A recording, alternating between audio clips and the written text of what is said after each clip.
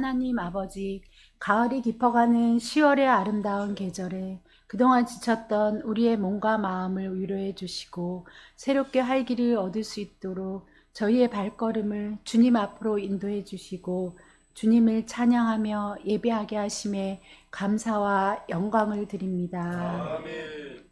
지난날 우리의 생각만으로 세상을 살아왔던 잘못된 일들을 이 시간 주님 앞에 고백하오니 우리의 죄를 용서하여 주시옵고 죄악으로 인해 마땅히 저주와 멸시를 받아야 할 우리를 예수 그리스도의 십자가 보혈의 공로로 구원해 주시고 특별히 하나님의 자녀로 삼아주신 그 크신 사랑과 은혜에 감사와 경배를 드립니다. 교회를 사랑하시는 하나님 아버지, 이곳에 주님의 교회를 세우시고 저희를 주님의 방주로 인도하셔서 하나님의 사역에 사용하여 주심에 감사를 드립니다. 이제 코로나가 막바지에 접어들었지만 이 어려운 시기가 하루빨리 해소되어 주님께서 주신 사명 잘 감당하는 귀한 재단으로 삼아 주시옵소서. 한 영혼을 전도하고 복음을 전하는 일보다 더 소중한 것이 없는 줄 아오니 이 지역 사회에 복음을 전파하게 하시고 주변에 있는 영혼들을 가슴에 품고 주님 앞에 인도할 수 있는 재단이 되게 하여 주시옵소서. 이 나라와 이 민족을 사랑하시는 하나님 아버지, 이 나라와 이 민족을 긍휼히 여겨 주시옵소서. 지금 저희가 당면하고 있는 이 복잡한 난제를 해결해 주실 분은 오직 하나님밖에 없음을 고백합니다. 새로운 대통령을 나라의 지도자로 세우셨사오니 정직하고 겸손하게 국정을 살피게 하시고 고질적인 이념 논쟁으로 양분되어 충돌하는 이 혼란한 사태가 하루빨리 수습되어 정쟁에서 벗어나 국민을 위한 정치를 하게 하시고 어려움을 겪고 있는 경제가 하루빨리 회복되어 일할 수 있는 직장이 많아져 젊은이들이 내일을 향한 꿈을 갖고 가정을 꾸리고 결혼하여 아이들 울음소리가 온 사방에 울려 퍼져 교회 학교가 예전의 모습으로 부흥되게 하여 주시옵소서. 여호와 하나님 아버지, 저희가 주님의 은혜에 합당하지 못한 부끄러운 삶을 살아가고 있음을 고백합니다. 육신이 연약하고 부족한 저희를 불쌍히 여기시고 용서하여 주시옵소서. 이 시간도 예배에 함께하는 성도들이 하나님의 살아계심을 몸으로 느끼며 말씀의 은혜를 경험하게 하여 주시옵고 주님의 귀한 말씀을 대언하시기 위하여 단위에 서신 목사님을 축복하여 주시옵고 하나님의 귀한 말씀 대언하실 때 우리가 말씀 앞에 변화되는 새로운 역사가 일어나게 하여 주시옵소서. 참 좋으신 하나님, 이 거룩한 주일 아침 주님께서 세우신 교회와 참된 예배를 드리기 위하여 몸바쳐 충성하는 손길들이 있습니다. 주님을 향한 사랑과 헌신이 주님이 오시는 그날까지 변함없이 이루어질 수 있도록 성령으로 이끌어 주시옵소서. 오늘도 우리의 기도 가운데 함께 하시는 주님께 감사드리며 이 모든 기도를 우리를 사랑하시는 예수 그리스도의 이름으로 기도드립니다. 아멘. 이 시간 함께 나눌 말씀은 호세아 4장입니다. 호세아 4장 11절에서 19절까지의 말씀, 구약 1260페이지 11절에서 19절까지 함께 읽습니다. 음행과 묵은 포도주와 새 포도주가 마음을 빼앗느니라. 내 백성이 나무에게 묻고 그 막대기는 그들에게 고하나니 이는 그들이 음란한 마음에 미혹되어 하나님을 버리고 음행하였음이니라. 그들이 산 꼭대기에서 제사를 드리며 작은 산 위에서 분향하되 참나무와 버드나무와 상수리나무 아래에서 하니 이는 그 나무 그늘이 좋음이라. 이러므로 너희 딸들은 음행하며 너희 며느리들은 간음을 행하는도다. 너희 딸들이 음행하며 너희 며느리들이 간음하여도 내가 벌하지 아니하리니 이는 남자들도 창기와 함께 나가며 음부와 함께 희생을 드림이니라. 깨닫지 못하는 백성은 망하리라. 이스라엘아, 너는 음행하여도 유다는 죄를 범하지 못하게 할 것이라. 너희는 길갈로 가지 말며 베다웬으로 올라가지 말며 여호와의 사심을 두고 맹세하지 말지어다. 이스라엘은 완강한 암소처럼 완강하니 이제 여호와께서 어린 양을 넓은 들에서 먹인같이 그들을 먹이시겠느냐. 에브라임이 우상과 연합하였으니 버려두라. 그들이 마시기를 다 하고는 이어서 음행하였으며 그들은 부끄러운 일을 좋아하느니라. 바람이 그 날개로 그를 쌌나니 그들이 그 재물로 말미암아 부끄러운 일을 당하리라. 아멘. 본문의 말씀 통해서 그 사랑에서 멀어질수록, 그 사랑에서 멀어질수록 이란 제목으로 말씀의 은혜 나누고자 합니다. 어느덧 낮에 길을 걸으면서 햇빛을 쬐면 따스함을 느끼게 되는 계절입니다. 나무가 만들어준 그늘 아래라도 들어가면 금세 찬기마저 느껴질 정도입니다. 그래도 햇볕이 드는 자리에 가면 금세 몸을 살포시 데펴주는 그 온기가 참으로 다정하게 느껴집니다. 봄볕에는 며느리를 내보내고 가을볕에는 딸을 내보낸다라고 합니다. 그만큼 가을볕이 좋다는 말입니다. 여름철에 태양빛은 화상을 입히기 때문에 공포의 대상이지만 가을볕은 일광욕을 즐기기에 적절한 일조량을 지니고 있습니다. 건강을 많이 생각하게 되는 시기에 햇볕을 많이 쬐어보시기 바랍니다. 햇볕을 쬐면 행복 호르몬이라고 불리우는 세로토닌 호르몬이 증가합니다. 그러면 마음 감기라고 하는 우울증도 이겨낼 수 있습니다. 또한 비타민 D가 생성이 되어서 면역력을 높여줍니다. 비타민 D는 암세포의 증식을 차단시킵니다. 그래서 당뇨, 대장암, 폐암, 유방암 등의 질환을 격감시키는 효능을 지니고 있습니다.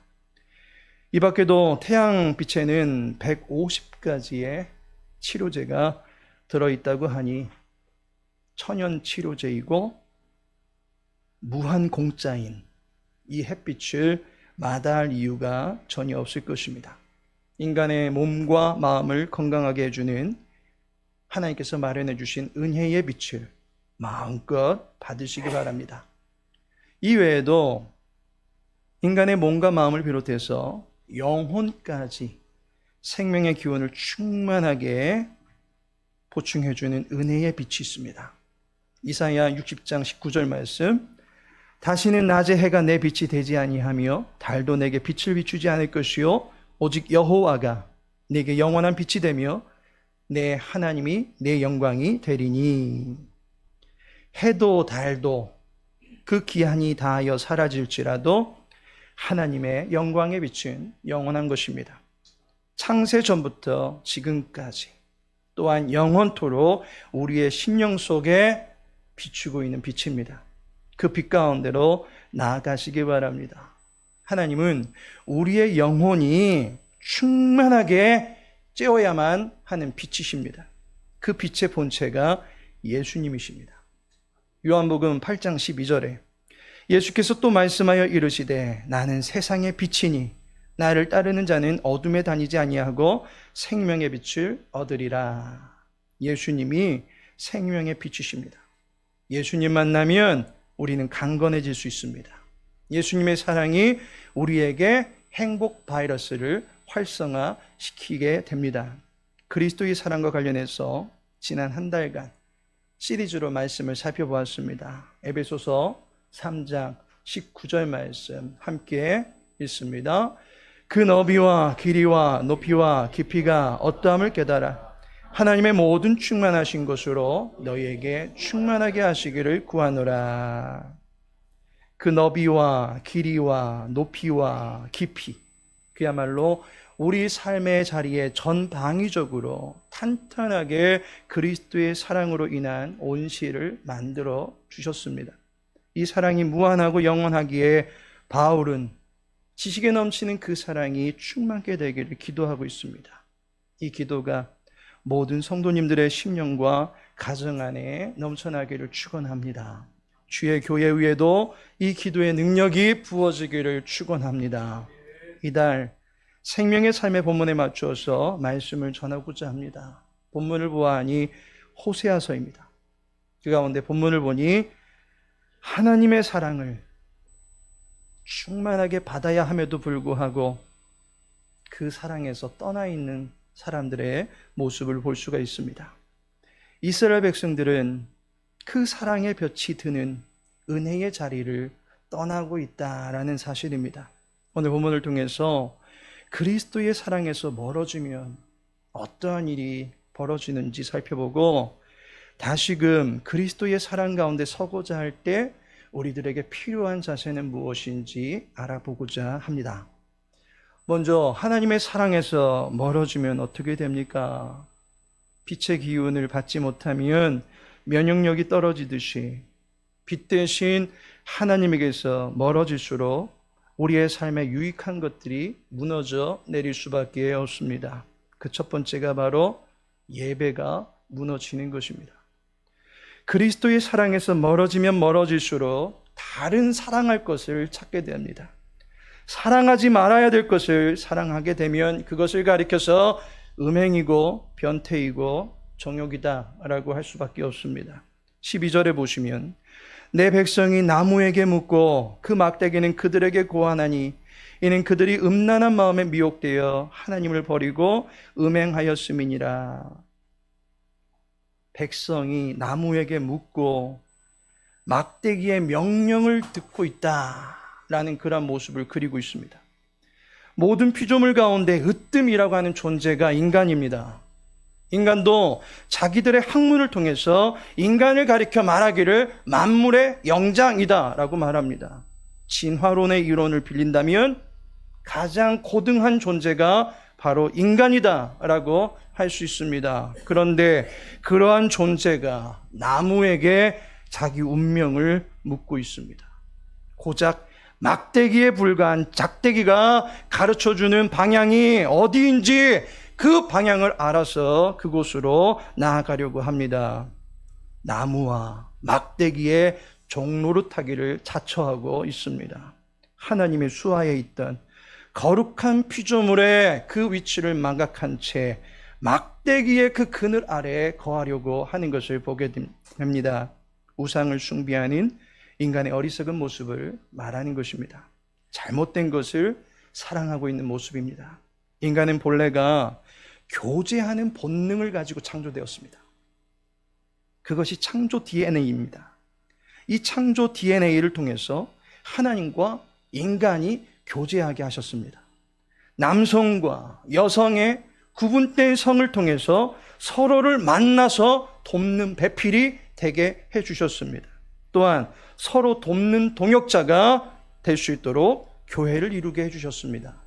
하나님의 사랑이 우리들의 관계를 아름답게 만들어주는 것입니다. 그런데 이와 같은 하나님의 사랑에서 멀어지게 되면 가장 먼저는 사랑의 본체가 되시는 하나님을 예배하지 않습니다. 하나님과의 교제가 소원해지게 되는 것입니다. 예배가 무너지게 되면 그 이후로부터는 잘못된 사랑이 판을 치게 됩니다. 하나님의 사랑을 떠나게 될 때 이상하게 생긴 사랑, 곧 음란과 음행이 판을 치게 됩니다. 하나님을 향한 사랑이 아닌 우상을 숭배하는 것, 그것이 음행입니다.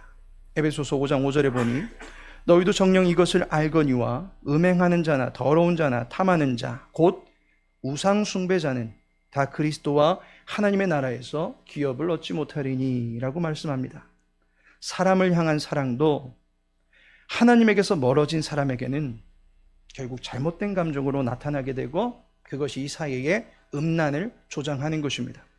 예배가 무너질 때 우리는 허탄한 것을 사랑하게 되어 있습니다.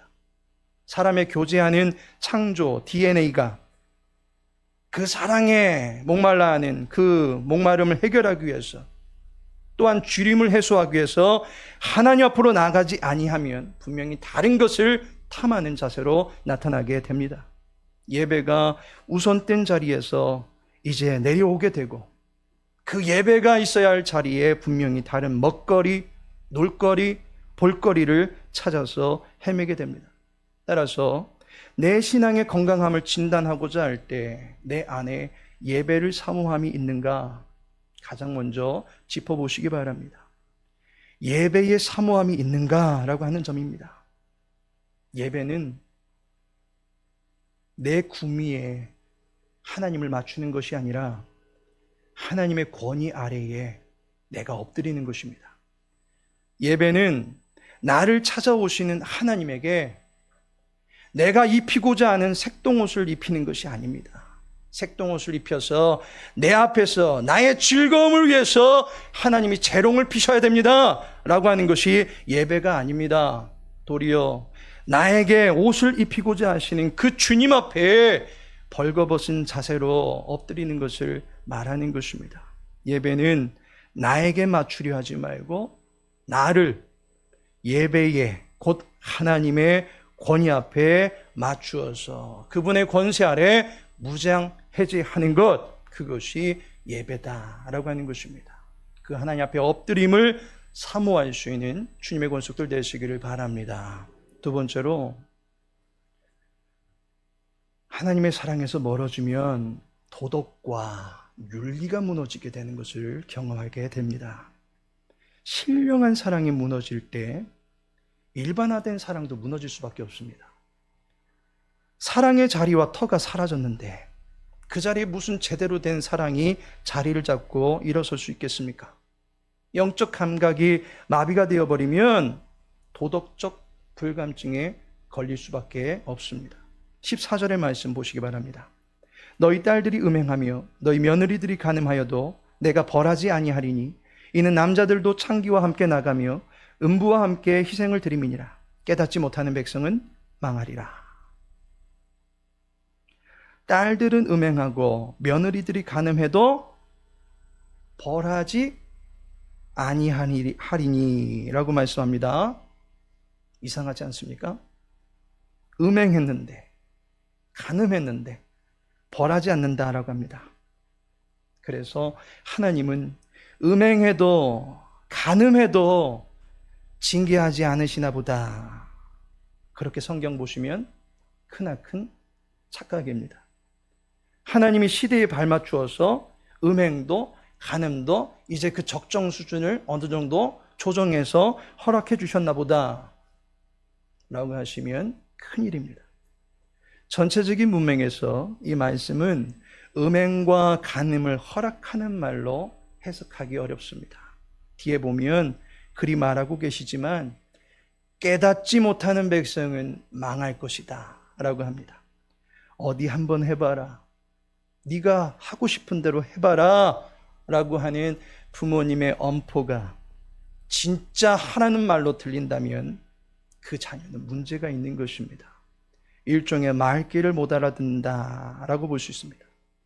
말귀를 못 알아듣는다라는 말은 다른 사람의 말이 내게 접수가 되지 않는다라는 말입니다.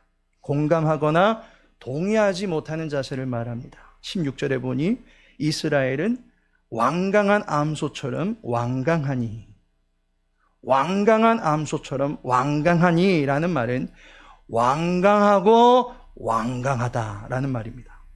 한 번 완강이 아니라 두 번 강력한 완강이다라고 말할 수 있습니다. 이 완강이라는 말이 고집이 센 이라는 의미입니다.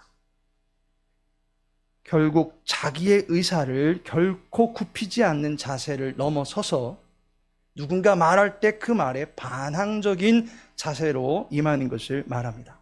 신명기 21장 18절에 사람에게 완악하고 패역한 아들이 있어 그의 아버지의 말이나 그 어머니의 말을 순종하지 아니하고 부모가 징계하여도 순종하지 아니하거든. 완악함은 곧 패역함으로 이어지게 되어 있습니다. 사회가 공통되게 지켜야 될 가치가 지금 붕괴되고 있습니다. 전에 우리 사회는 어른들에 대한 예의가 깍듯했습니다. 소위 담배를 꽤나 핀다 라고 하는 젊은이들일지라도 어른 앞에서는 담배를 끄고 예를 갖추었습니다. 그러나 지금은 내 세상입니다. 금연구역인 지하철에서도 담배를 피고 있고 이를 나무라고 계시는 어른을 향해서 꼰대라고 하면서 폭력을 휘두르기까지 합니다. 비단 그 한 사람의 패역한 모습이 아닙니다. 비단 금연만 가지고 이야기할 문제가 아닙니다. 사회 모든 영역에서 비도덕적이고 비윤리적이고 비상식적인 일 투성이가 되는 것입니다. 본문을 읽어보시면 온통 음행입니다. 음행. 이것을 영적으로만 해석하려 하지 마시기 바랍니다. 영적으로만이 아니라 실제로 몸을 섞는 성전 창기들이 당시에 성행하였습니다. 남성들만이 아닌 여성들도 그와 같은 일에 가담하고 있었습니다. 우상의 산당, 곧 그들의 정신적인 힘을 지배하는 곳에서조차 이러한 일들이 다반사인데 실제 삶에는 어떠하겠습니까? 삶의 예배는 기독교에만 있는 것이 아닙니다. 악한 영도 이방 종교도 모두 삶의 종교입니다. 삶 속에서 그 신을 인정하며 그 악함을 따라 살게 됩니다.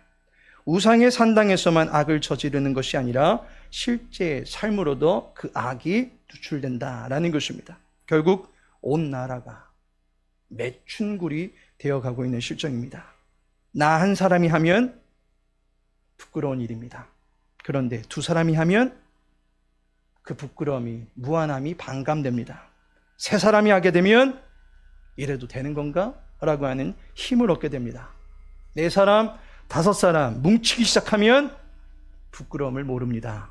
도리어 소리를 내기 시작합니다. 자신들의 권리라고 합니다. 자유라고 합니다. 도덕이 무너지고 예가 무너지고 오직 정욕과 본능에 따라 사는 정글이 만들어지는 것입니다. 그리스도의 사랑이라고 하는 절대 가치가 무너지면 적어도 성경이 가르치고 있고 고대 법이 우리들에게 가르쳐주고 있는 그 법의 질서가 시대에 따라서 맞춘다라는 명분으로 하나하나 그 효력을 중지시키면 시킬수록 우리 사회는 제멋대로 되어갈 뿐입니다. 새 옷을 사면 새 옷이지만 그 새 옷에 이것저것 화려한 천이라고 덧대기 시작하면 그 옷은 새 옷이 아니라 누더기가 될 뿐입니다. 걸레가 될 뿐입니다. 지금 우리 사회가 걸레가 되어가고 있다라는 사실입니다. 이 사람 소견에 맞추고 저 사람 소견에 맞추고 절대 가치가 가려지게 될 수밖에 없습니다. 절대 기준이 무너져 버린 상황 속에서 예의나 도덕이나 윤리나 질서 등은 완전히 와르르 무너져 버릴 수밖에 없다는 것을 성경이 우리들에게 가르쳐주고 있습니다. 마지막으로 고결함을 잃어버립니다.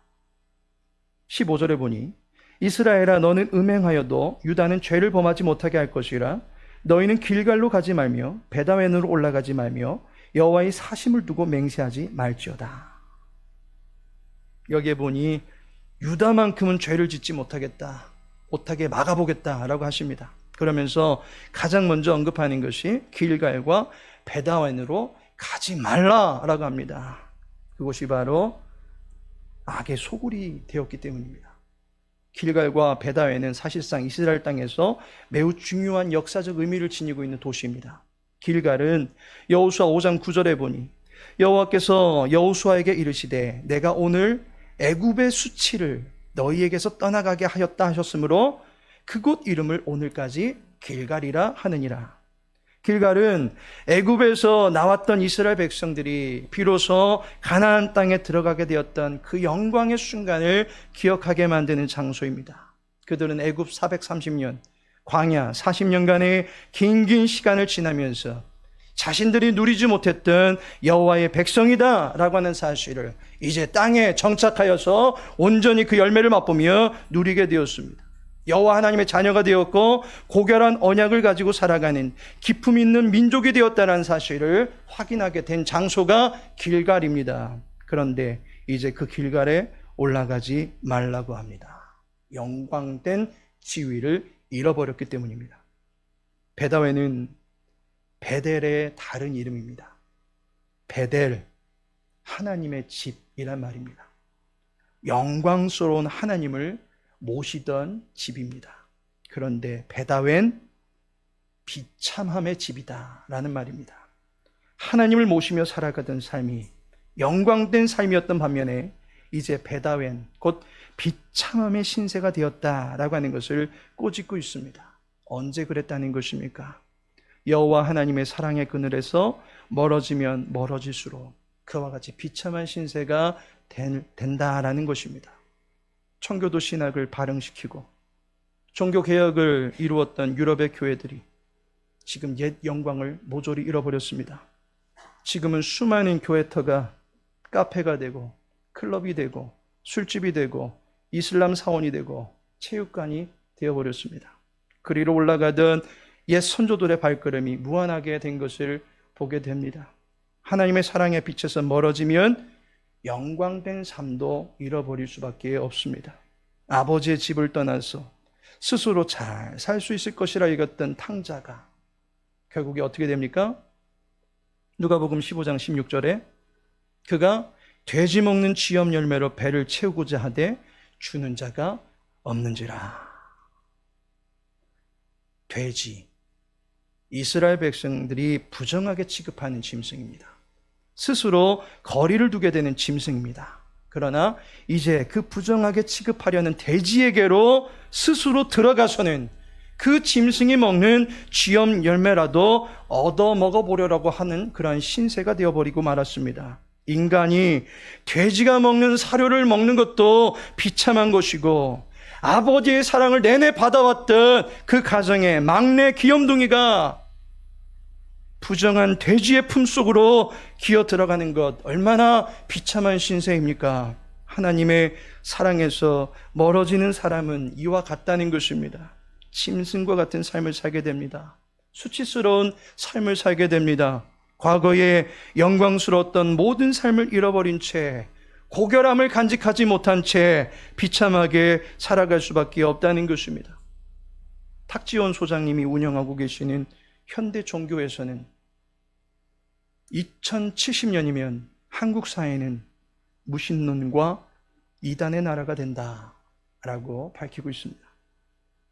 기독교가 학교를 세웠고 병원을 세웠고 교회를 세움으로써 이 땅의 문맹을 퇴치하고 복원을 강화하고 영적 강건함을 추구해왔던 그 저력이 이제는 옛 영광으로 전락해져 가고 있는 시대를 우리는 맞이할 준비를 해야 한다라는 일침입니다. 이제 다시금 우리에게는 하나님의 사랑을 강구하는 갈급함이 있어야 합니다. 예배가 무너지고 사회적인 윤리가 무너지고 있는 이때에 교회는 다시금 변치 않고 새하지 아니하는 하나님의 영광의 빛 가운데로 나아갈 수 있어야 합니다. 그 하나님의 사랑을 받기 위해서 우리가 어떻게 해야 됩니까? 첫째로 우리의 마음이 돌아와야 된다라는 것입니다. 하나님의 사랑을 받으려면 우리의 정신이 돌아와야 됩니다. 마음이 하나님 앞에 바로 설 수 있어야 됩니다. 11절에 마음을 빼앗느니라 라고 합니다. 12절에 음란한 마음에 미혹되어 라고 말합니다. 하나님의 사랑을 받기 위해서는 가장 먼저 마음이 제대로 설 수 있어야 합니다. 마약에 중독된 상태로는 제대로 된 인생 살기 어렵습니다. 니코틴에 중독되어 있는 사람도 마찬가지입니다. 알코올도 마찬가지입니다. 그 마음이 늘 그리로만 향하게 되어 있습니다. 어떤 경우에는 내 본심과는 달리 자꾸만 그리로 마음이 향하게 되어 있습니다. 취하면서 깨어나지 못하기 때문입니다. 음란한 마음에 미혹되었다라는 말은 취했다는 말입니다. 취한 사람은 겉으로는 멀쩡하게 보인다 할지라도 그렇게 보일 뿐입니다. 그가 행하는 것 비뚤게 행할 뿐입니다. 그가 말하는 것 횡설수설할 뿐입니다. 때로는 용기를 내는데 그것을 가리켜서 무모한 용기다. 맨정신으로 되지 않는 일을 자꾸만 취함 속에서 행하려고 합니다. 맨정신으로 안 되는 일을 자꾸만 하려고 하니까 비상식적인 일들이 벌어지는 것입니다. 때문에 마음이 하나님께로부터 돌아서게 되면 다른 것에만 취하여 살아가게 되는 것입니다. 따라서 그 마음이 제대로 돌아와야 된다라는 것입니다. 그렇다면 이 마음을 돌이키게 하는 힘이 어디에 있습니까? 자기 마음의 결단과 의지에서 마음을 돌이킬 수 없습니다. 술 마신 사람이 나는 이제부터 안 취했다? 말한다고 해서 안 취한 것이 아닙니다. 마약에 빠진 사람이 나는 이제부터 정상인으로 살아갈 것이다 라고 한다 할지라도 어느 정도 지나다가 약 기운이 떨어지면 또다시 그 약의 힘을 빌리고자 하는 것을 보게 됩니다. 오늘 새벽에도 나눈 말씀이지만 우리는 젖된 아이와 같은 신세입니다. 혼자서 할 수가 없습니다. 이제 고작 젖됐을 뿐인데 어떻게 섰다라고 생각하겠습니까? 혼자서 급발진하는 차를 세울 수가 없습니다. 그 폭주하고자 하는 그 힘의 반대 방향으로 제동력이 붙어서 그 길에서 멈추게 할 뿐만 아니라 반대로 멀리 나갈 수 있는 또 다른 힘이 작용할 수 있어야 됩니다. 그 힘이 어디에서 주어집니까? 바로 말씀입니다. 호세아 4장이 시작하는 1절을 우리 함께 읽어보겠습니다. 이스라엘 자손들아,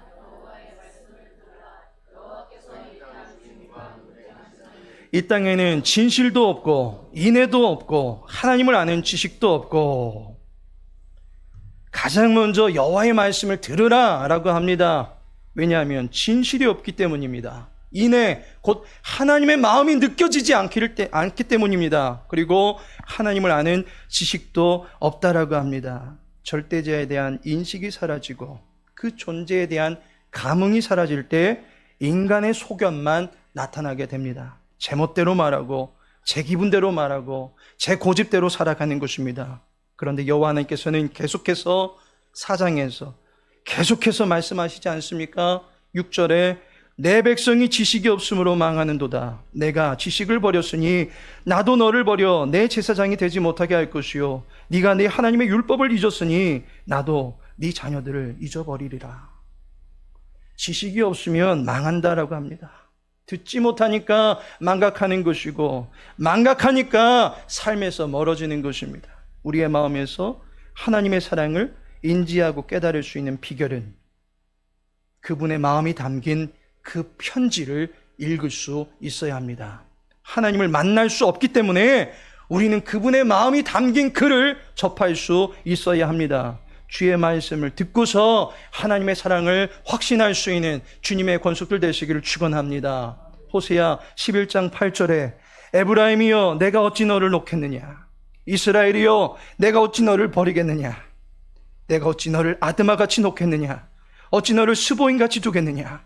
내 마음이 내 속에서 돌아서 나의 긍휼이 온전히 불붙듯 하도다. 아무리 패역한 길을 걷는다 할지라도 하나님은 자식된 그의 백성을 포기하지 아니하십니다. 내가 너를 어찌 놓겠으며 내가 너를 어찌 버리겠느냐라고 하십니다. 마지막까지 우리를 죄악된 길에서 돌이키고 사망의 길로 나가지 않도록 끊임없이 말씀을 주시고 자기의 마음을 이 진리의 말씀을 통하여 우리들에게 확인시켜 주고 계십니다. 정말 그 가슴까지도 까 뒤집어서라도 우리에게 그 사랑의 너비와 길이와 높이와 깊이가 어떠함을 깨닫게 해주시고자 하는 하나님의 모습을 보시기 바랍니다. 그 결정체가 바로 예수님이십니다. 예수님을 믿고 따름이 바로 우리를 향하신 하나님의 마음이요 뜻입니다. 하나님의 사랑 가운데 서서 예배의 능력을 회복해 나갈 수 있는 주님의 백성들 되시기를 축원합니다. 하나님께서 사랑하시는 성도 여러분, 10월 한 달간 생명의 삶의 본문으로 말씀을 나누고자 합니다. 가능하다면 이 묵상집의 본문을 참고하셔서 매일매일 말씀을 읽어가시기 바랍니다. 그리고 묵상에 힘쓰시기 바랍니다. 가을의 문턱에서 말씀을 상고하시면서 신앙의 변질이 아닌 신앙의 본질인 하나님의 사랑 안에 견고하게 서실 수 있는 주에게 모든 권속들 되시기를 예수님의 이름으로 기도합니다. 지금은 성자 예수 그리스도의 은혜와 성부 하나님의 크신 사랑과 성령 하나님의 내주 교통 인도 위로하심이 말씀을 가까이 하며 하나님의 사랑을 충만하게 경험하기 원하는 주의 백성들 위해, 주의 교회 위에, 이 나라와 민족과 온 열방을 섬기는 교회 위에 이제로부터 영원토록 함께 있을지어다. 아멘.